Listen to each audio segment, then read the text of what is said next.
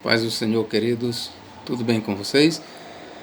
Quero desejar um feliz Shabat para todos, ok?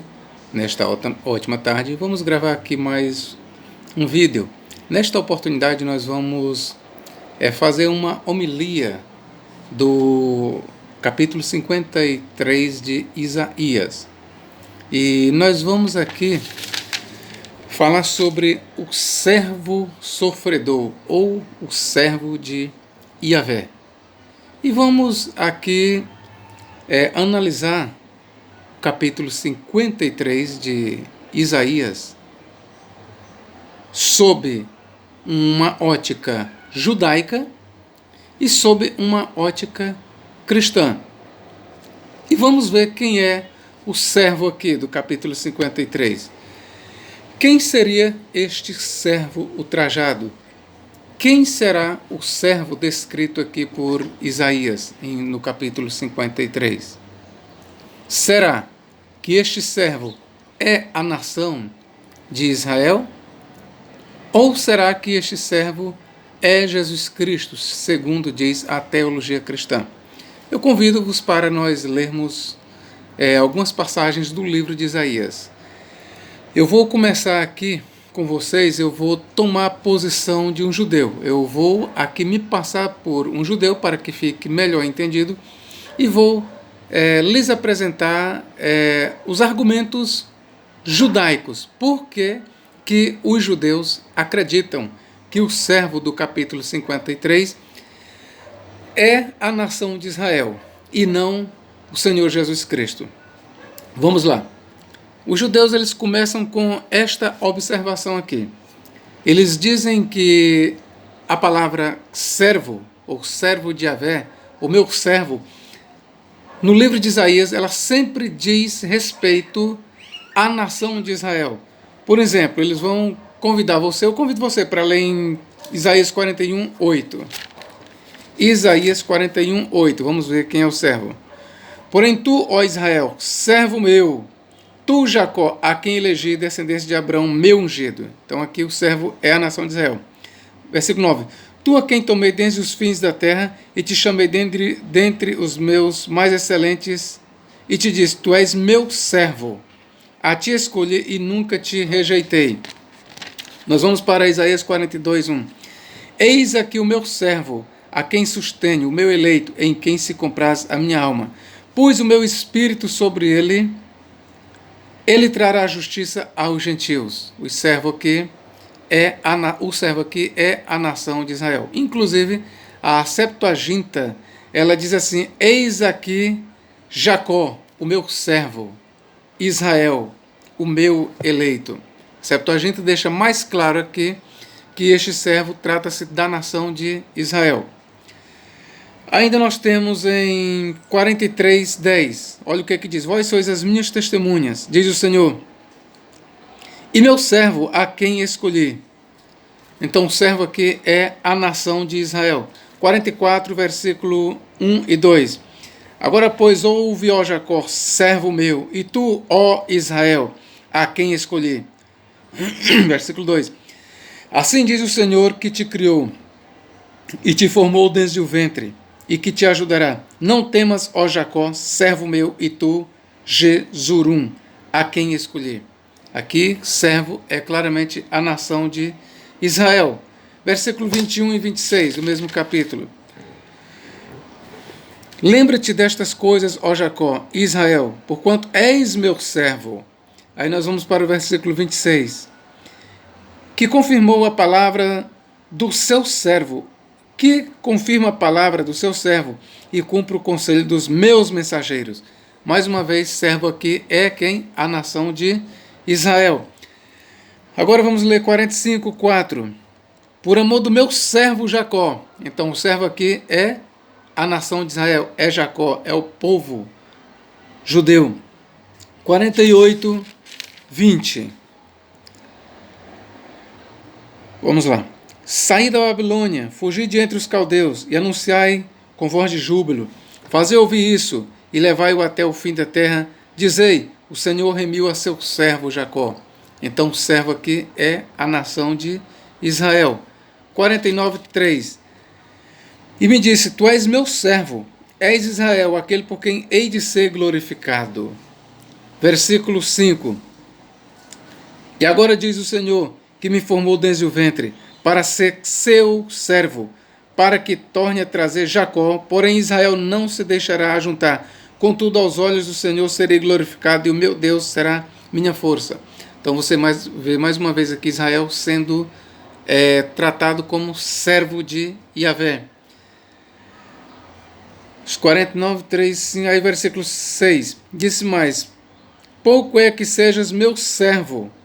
Aqui 49, 6. Pouco é que seja meu servo, para restaurares as tribos de Jacó, e tornares a trazer os preservados de Israel. Mais uma vez aqui o servo é a nação de Israel. Versículo 7. Assim diz o Senhor, o Redentor de Israel, o seu santo, a alma desprezada, ao que a nação abomina, ao servo dos que dominam. Aqui mais uma vez servo é a nação de Israel. Capítulo 5, versículo 10. Capítulo 50, versículo 10. Quem há entre vós que tema ao Senhor e ouça a voz do seu servo, quando andar em trevas e não tiver luz nenhuma?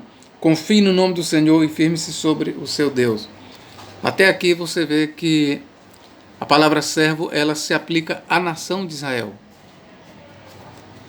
Até aqui, em todas as leituras, a palavra servo se aplica à nação de Israel. Vamos prosseguir. 52:13 de Isaías. Eis que o meu servo procederá com prudência, será exaltado e elevado e muito sublime. Aqui nós temos a palavra servo, mais uma vez aplicada à nação de Israel. Aqui eu aproveito apenas para fazer uma observação. Esta palavra aqui foi aplicada ou interpretada pelos cristãos no Novo Testamento a Jesus Cristo. Ok? Eis aqui o meu servo, procederá com prudência, será exaltado e elevado e muito sublime. Aqui, mais uma vez eu digo para você, observando aqui, foi entendido pelo Novo Testamento como fazendo uma referência a Jesus Cristo. Eu vou continuar a leitura. Como pasmaram muitos à vista dele, pois o seu parecer estava tão desfigurado, mais do que o de outro qualquer, e a sua figura mais do que a dos outros filhos dos homens. Mas o contexto aqui do livro de Isaías até aqui, o servo é a nação de Israel. E na teologia judaica, e lembre-se, eu estou aqui manifestando o posicionamento judaico, eu estou representando aqui nesta fala o que os judeus dizem. Então até aqui os judeus vão dizer que está em foco na palavra servo a nação de Israel. Então, quando nós chegamos agora em 53:11, para fecharmos a cadeia de servo, diz o seguinte: ele verá o fruto do trabalho da sua alma e ficará satisfeito. Com o meu conhecimento, o meu servo justo justificará a muitos, por quantas iniquidades deles levará sobre si. Então, a palavra servo é uma referência à nação dos judeus, à nação de Israel, a Judá, que foi levado ao cativeiro babilônico. Então, o que Isaías tem em mente aqui é a nação de Israel sendo ultrajada, sendo pisoteada, sendo humilhada, sendo trucidada pelos babilônios, ali, mais precisamente no ano 605 a.C. Alguns poderiam ver aqui também talvez o cativeiro de Israel pelos assírios, seja como for, seja o que você escolher. Na ótica judaica está em foco aqui Israel sendo humilhado. Israel é aqui descrito como um servo sofredor. Israel é descrito no capítulo 53 de Isaías como um servo trajado, como alguém que foi humilhado, como alguém que foi pisado, como alguém que foi totalmente trucidado, como alguém que teve o seu rosto ralado, alguém que foi cuspido. Israel é descrito como alguém que foi contado entre os criminosos. Israel, no capítulo 53, é descrito como uma terra seca, como um renovo perante ele, como raiz de uma terra seca. Não tinha parecer nem formosura, e olhando nós para ele, nenhuma aparência vimos para que o desejássemos. Assim é descrito a nação de Israel. Olha mais como é que se descreve a nação de Israel. Era desprezado e o mais rejeitado entre os homens, homem de dores, experimentado nos sofrimentos, e comum de quem os homens escondem o rosto. Era desprezado, não fizemos dele caso algum. Verdadeiramente ele tomou sobre si as nossas enfermidades e as nossas dores levou sobre si, e nós o reputávamos por aflito, ferido de Deus e oprimido. Aqui a nação de Israel, de acordo com o autor, ela foi para o cativeiro por causa do pecado do seu povo, ou seja, dos judeus. Os judeus, pelos seus pecados, pela sua rebelião, pela sua rebeldia contra Deus, fez com que a nação toda fosse derrotada por Nabucodonosor. A responsabilidade de Israel ir em cativeiro foi o pecado dos judeus. Mas ele foi ferido por causa das nossas transgressões, ou seja, transgressões dos judeus, o que levou a nação ao cativeiro, e moído por causa das nossas iniquidades. O castigo que nos traz a paz estava sobre ele, ou seja, sobre ele quem? Sobre o homem ferido, sobre o servo de Yahvé, que não é outro senão a nação de Israel, a nação dos judeus, o povo judeu. E pelas suas pisaduras fomos sarados. Todos nós andávamos desgarrados como ovelhas, cada um se desviava pelo seu caminho, mas o Senhor fez cair sobre ele a iniquidade de nós todos.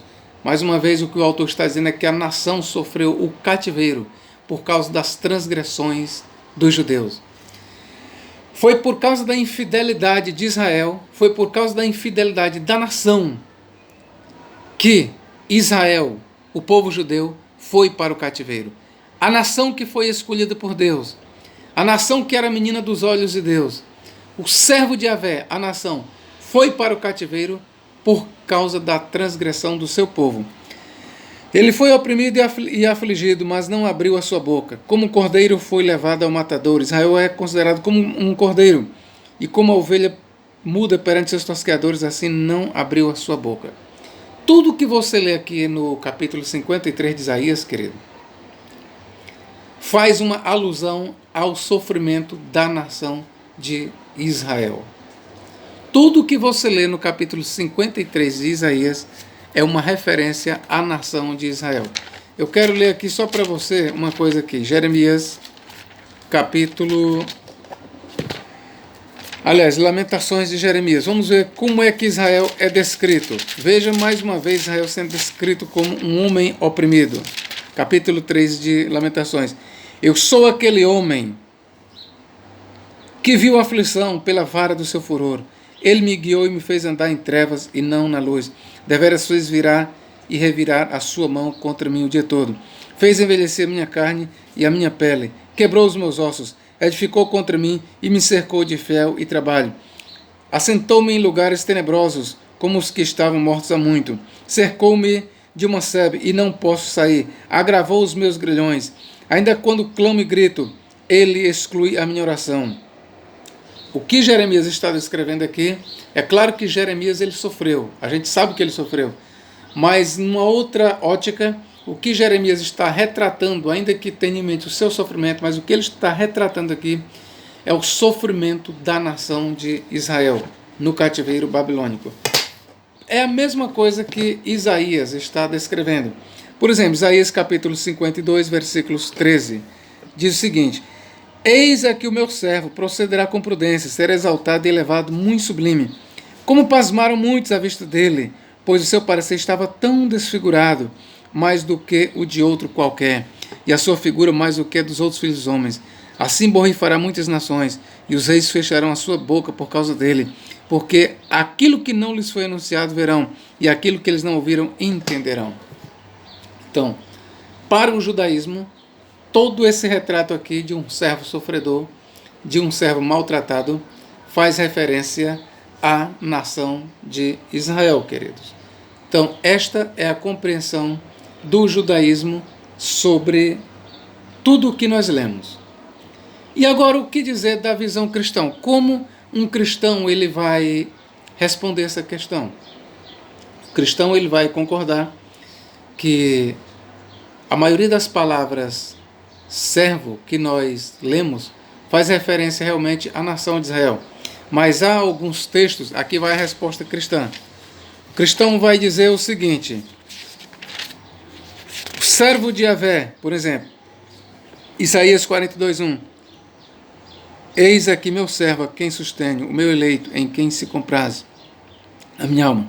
Pus o meu espírito sobre ele, e ele trará justiça aos gentios. E o restante que você lê aqui até os versículos 7, aqui os cristãos vão dizer que está em foco o servo, o Messias, ou seja, Jesus Cristo, e não mais a nação de Israel. Então, entenda bem, na resposta cristã o que nós temos é o seguinte: os cristãos eles reconhecem, por exemplo, que Isaías 41:8, 41 versículos 8 e 9, nós temos realmente a nação de Israel. Por exemplo, 43:10 é a nação de Israel. E assim por diante, muitas daquelas passagens que nós lemos sobre o servo, os cristãos reconhecem que ali é a nação de Israel. Mas, por exemplo, em Isaías 42:1, eles dizem que o servo aqui passa a ser Jesus Cristo, não é mais a nação. E é interessante que o Targum de Jonathan Ben Uziel, em Isaías 42:1, ele diz: eis aqui o meu servo, o Messias. Lá no Targum, o Targum diz: eis aqui o meu servo, o Messias. Só que, como nós sabemos, o Targum ele é judaico. E não é porque aparece a palavra Messias que necessariamente tenha que fazer referência a Jesus Cristo. O Targum de Jonathan Ben Uziel, ele é um documento judaico. Então, o fato de Jonathan Ben Uziel dizer: eis aqui o meu servo, o Messias, ele poderá muito bem estar dizendo Messias com referência à nação de Israel. Que a palavra Messias quer dizer ungido. Então, a nação de Israel, ela também é tratada pelos judeus como o Messias, como ungido do Senhor, como servo de Yahvé. Então, não é simplesmente a palavra Messias que aparece no Targum de Jonathan Ben Uziel que vai dizer que realmente é o Messias Jesus Cristo, que não é. Ok, queridos? Mas o Talmud babilônico, ele faz referência a Isaías 53 e diz que ali, em alguns momentos, é uma referência de fato ao Messias. Embora os judeus não estejam, quando ele fala Messias, ele não está falando de Jesus Cristo, ele está falando do Messias judaico. Então, o Talmud, ele reconhece em algumas partes que Isaías 53 faça também referência aos sofrimentos do Messias, por incrível que pareça. No tratado também de Sukkah, se não me falha a memória, capítulo 53, nós temos dois Messias. Temos o Mashiach ben Yosef e Mashiach ben David. E lá o Mashiach ben Yosef sofre, ele morre na guerra de Gog e Magog. Então você vê que, de acordo com os judeus, havia já uma tradição de que um dos Messias ele sofreria morte, ele seria ultrajado, ele seria humilhado.